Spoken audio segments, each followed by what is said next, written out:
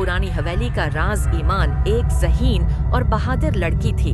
उसकी आंखों में ख्वाबों की चमक थी और दिल में तजस्सुस की आग। इसका शौक था कि वो प्रासरार जगहों को खोजे, छिपे राजों को जाने। इसका बाप एक तारीखदान था जो हमेशा उसे पुरानी कहानियों और किस्सों में महव रखता। एक दिन ईमान को एक पुरानी वीरान हवेली के बारे में मालूम हुआ जो शहर के मुज़ाफ़ात में वाक़ई थी। लोग कहते थे कि वो हवेली आसीब ज़दा है। वहाँ रात के वक्त अजीब और गरीब आवाज़ें आती हैं और जो भी अंदर जाता है कभी वापस नहीं आता। ईमान के दिल में तजस्सुस पैदा हुआ। वो जानना चाहती थी कि इस हवेली के पीछे क्या राज छिपा है। उसने अपनी बेहतरीन दोस्त सारा को साथ ले जाने की कोशिश की, मगर सारा ने सख्ती से इनकार कर दिया। ईमान, ये जगह खतरनाक है। मैंने सुना है कि वहाँ एक जिन रहता है। ये सब कहानियाँ हैं सारा, मैं खुद जाकर हकीकत मालूम करूंगी। ईमान ने पख्ता इरादा कर लिया। हिस्सा 2। पहला सामना। अगली रात ईमान तन्हा हवेली की तरफ रवाना हुई। चांद की मध्यम रोशनी में हवेली का सरापा और भी खौफनाक लग रहा था। उसने धड़कते दिल के साथ लकड़ी का पुराना दरवाजा धकेला जो एक किरिहा आवाज के साथ खुल गया। अंदर गहरी तारीकी थी, सिर्फ चांद की रोशनी से कुछ चीजें नजर आ रही थीं। गर्द आलूद फर्नीचर, दीवारों पर पुराने नुकोश और हवा में बसी प्रासरार खामोशी। ईमान ने एक कमरे में कदम रखा, तभी अचानक दरवाजा खुद ब खुद बंद हो गया। वो खौफजदा हुई, मगर खुद पर काबू रखते हुए आगे बढ़ी। कौन है यहाँ? उसने बुलंद आवाज में कहा।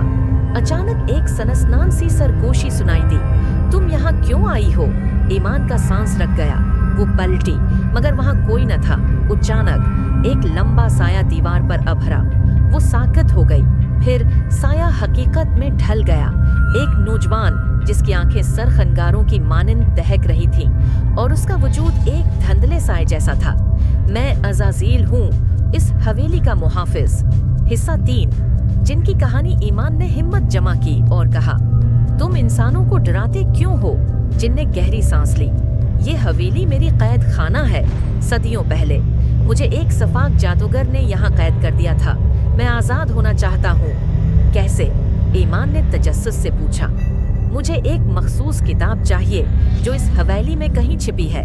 वही मेरी कैद तोड़ सकती है। ईमान कुछ लम्हे सोचती रही। अगर मैं तुम्हारी मदद करूं तो क्या तुम वादा करते हो कि किसी इंसान को नुकसान नहीं पहुंचाओगे? अज़ाज़ील की आंखों में हैरत भरी।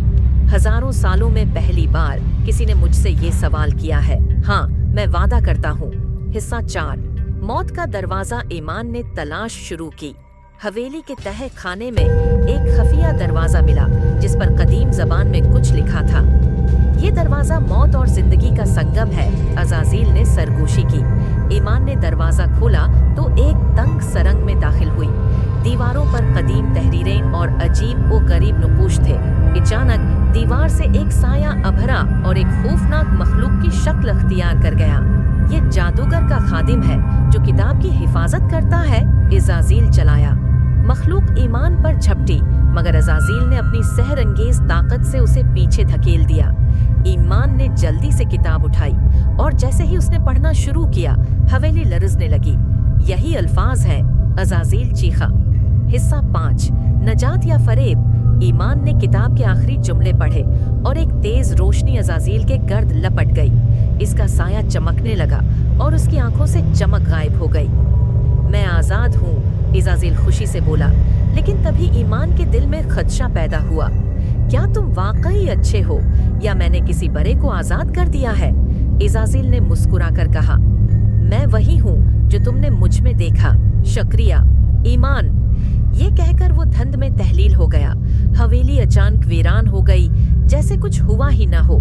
ईमान बाहर आई, मगर उसका दिल जानता था कि आज एक परासरार कहानी का हिस्सा बनी है जिसका अंजाम शायद अभी बाकी है। खत्म शद।